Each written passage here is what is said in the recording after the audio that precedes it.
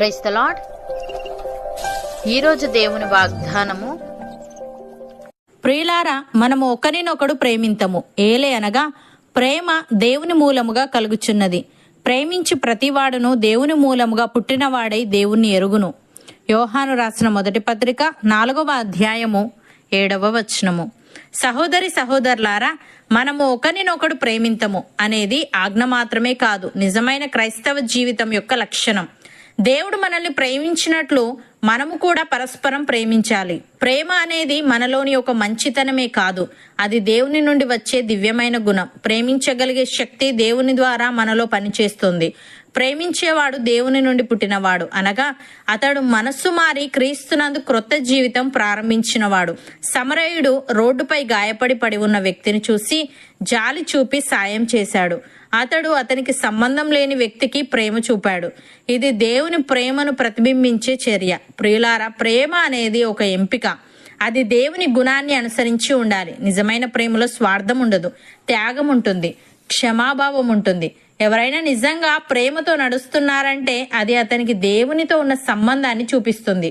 నిజమైన ప్రేమకు మూలం దేవుడే. విశ్వాసులమైన మనము దేవుని మూలంగా పుట్టాము కాబట్టి ప్రేమించడంలో మనము కూడా దేవుని లాగానే ఉండాలి. భక్తుడు ఈ విధంగా అంటున్నాడు, ప్రియులారా, మనము ఒకరినొకడు ప్రేమింతము, ఏలే అనగా ప్రేమ దేవుని మూలముగా కలుగుచున్నది.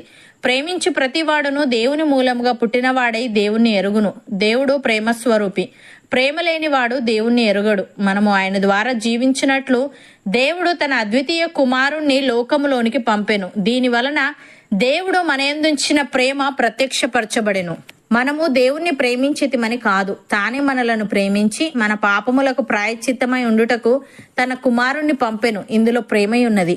ప్రియులారా, దేవుడు మనలను ఇలాగు ప్రేమింపగా మనం ఒకరినొకడు ప్రేమింపబద్దులమై ఉన్నాము. ఏ మానవుడును దేవుణ్ణి ఎప్పుడునూ చూచి ఉండలేదు. మనం ఒకరినొకడు ప్రేమించిన ఎడల దేవుడు మన యందు నిలిచి ఉండును. ఆయన ప్రేమ మన యందు సంపూర్ణమగును.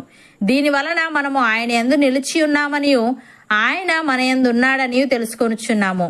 ఏలే అనగా ఆయన మనకు తన ఆత్మలో పాలు దయచేసి ఉన్నాడు అని. సహోదరి సహోదరులారా, దేవుని చేత ఏర్పరచబడిన వారును పరిశుద్ధులను ప్రియులనైన వారికి తగినట్లు మీరు జాలిగల మనస్సును, దయాలుత్వమును, వినయమును, సాత్వికమును, దీర్ఘశాంతమును ధరించుకొనుడి. ఎవడైనను తనకు హాని చేసెనని ఒకడు అనుకొని ఎడల ఒకరినొకడు సహించుచు ఒకరినొకడు క్షమించుడి. ప్రభు మిమ్మను క్షమించినలాగున మీరును క్షమించుడి. వీటన్నిటిపైన పరిపూర్ణతకు అనుబంధమైన ప్రేమను ధరించుకొనుడి. అవును అన్నవారు నాతో పాటు ప్రార్థనలో ఏకీభవించండి. పరిశుద్ధుడా, ప్రేమగల తండ్రి, మేము ఒకరినొకరము ప్రేమించాలని, ఏలే అనగా ప్రేమ నీ మూలముగా కలుగుచున్నదని, ప్రేమించి ప్రతివాడును నీ మూలముగా పుట్టినవాడై నిన్ను ఎరుగునని నీవు తెలియజేశావు. తను నీకు స్తుతులు. దేవా, మేము నీ ద్వారా జీవించినట్లు నీవు నీ అద్వితీయ కుమారుణ్ణి లోకములోనికి పంపావు గనుక దీని వలన నీవు మాయందుంచిన ప్రేమ ప్రత్యక్షపరచబడెను గనుక నీకు కృతజ్ఞతలు చెల్లిస్తూ నీవు మమ్మలను ఇలాగు ప్రేమింపగా మేమొకరినొకరము ప్రేమింపబద్దులమై ఉండుటకు సహాయము దయచేయమని నీ చేత ఏర్పరచబడిన వారును పరిశుద్ధులను ప్రియులునైన వారికి తగినట్లు మేము జాలిగల మనస్సును, దయాలుత్వమును, వినయమును, సాత్వికమును, దీర్ఘశాంతమును ధరించుకొని ఎవరైనాను మాకు హాని చేస్తానని మేము అనుకొని నేడలా ఒకరినొకరము సహించుచు ఒకరినొకరము క్షమించుచు నీవు మమ్మను క్షమించినలాగున మేమును క్షమించే వారంగా ఉండుటకు కృపచూపమని, వీటన్నిటిపైన పరిపూర్ణతకు అనుబంధమైన ప్రేమను ధరించుకునే ఆత్మీయత మాలో ప్రతి ఒక్కరికి నీవే అనుగ్రహించమని యేసుక్రీస్తు నామమున ప్రార్థిస్తున్నాము తండ్రి. ఆమెన్.